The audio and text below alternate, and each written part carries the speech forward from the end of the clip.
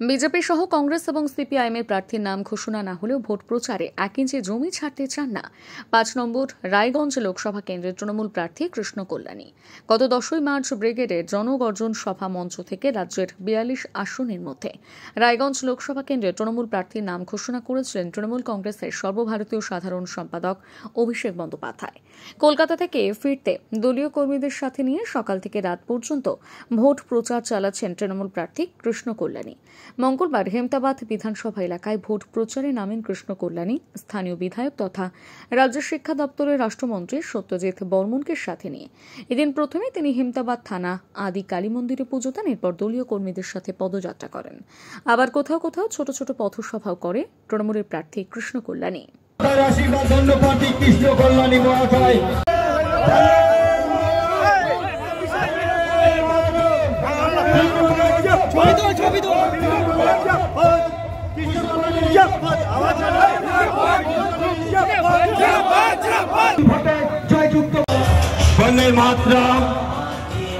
তৃণমূল কংগ্রেস জিন্দাবাদ, মমতা বন্দ্যোপাধ্যায় জিন্দাবাদ। আগামী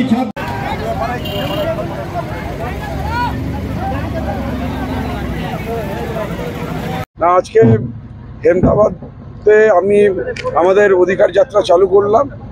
আর যে হিসাবে হেমতাবাদের সাধারণ মানুষ যে হিসাবে উৎসাহিত আর যে হিসাবে আমি সাড়া পাচ্ছি, তাতে মনে হচ্ছে এবার এই হেমতাবাদ বিধানসভা থেকে তৃণমূল কংগ্রেস রেকর্ড সংখ্যক ভোট দিয়ে লিড নিয়ে লোকসভায় জিতবে, এটা নিশ্চিত।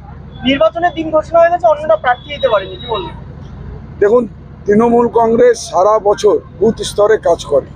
তৃণমূল কংগ্রেসের জনপ্রতিনিধিগণ কিংবা তৃণমূল কংগ্রেসের যারা শাখা সংগঠনের নেতৃত্ব রয়েছে, তারা প্রতিনিয়ত মানুষের সাথে থাকে, মানুষের পাশে থাকে, আর সারা বছর দুঃখে সুখে তাদের পাশে দাঁড়ায়। আজকে তারা ভাবে না রক্তদান শিবির কোথাও করছে, কোথাও শীত কম্বল বিতরণ করছে, উৎসবে বস্ত্র বিতরণ করছে, দুয়ারে ক্যাম্পের সময় সহযোগিতা করছে। তো যখন কারো বাড়িতে আগুন লাগে তৃণমূল কর্মীরা ছুটে যাচ্ছে, কারো স্কুলে কাউকে অ্যাডমিশন করতে হবে সেখানে তৃণমূল কর্মী যাচ্ছে, কোথাও কাউকে হসপিটালে ভর্তি করতে হবে সেটা তৃণমূল কর্মী করছে। তৃণমূল কর্মী সারা বছর মানুষের সাথে পাশে আছে। কিন্তু অন্যান্য দল, আপনি কংগ্রেস বলেন, বিজেপি বলেন, সিপিএম বলেন, তারা সারা বছরে মাঠে ময়দানে দেখা যায় না। ভোটের যখন ডঙ্কা বাজে তখন উড়ে গিয়ে জুড়ে আসে ভোট চাওয়ার জন্য। তবে এবার মানুষ খুব সচেতন। এবার যে হিসাবে মমতা বন্দ্যোপাধ্যায় সারা পশ্চিমবঙ্গের জুড়ে উন্নয়নের বন্যা বইয়ে দিয়েছেন, তাতে এবার সাধারণ মানুষ, বুথ স্তরের মানুষ উন্নয়নের স্বার্থে ভোট দেবে।